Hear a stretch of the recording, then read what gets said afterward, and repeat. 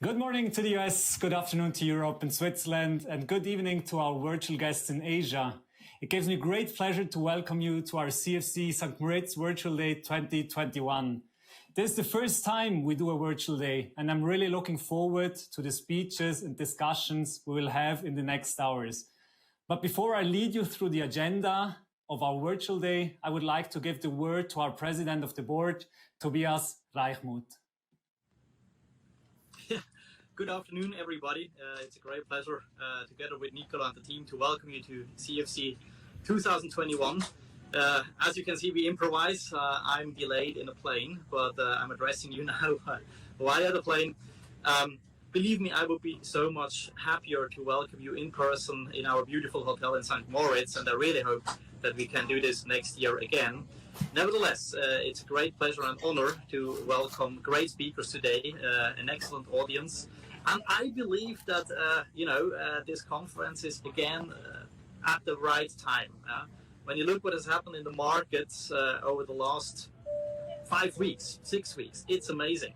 A year ago, I have stated in my opening speech that I was quite a bit poorer than 2 years ago. As you can imagine, it looks a bit better again. Today we will address a lot of interesting topics. The market is changing, it's innovating. We have words we didn't even know 4 years ago, staking and so on. We have great speakers on board who manage now huge funds in comparison to 2008 in January when we had our first conference. Michael Sunshine is joining us today. It's an amazing market, and what I can say also as the president of Crypto Finance Group is that we see a lot of inflow of institutional capital. We see a lot of institutions, banks moving in that sector, and that's really what makes us believe now that we are in an environment which definitely goes up more. Crypto and blockchain is relevant. It's now much more professional.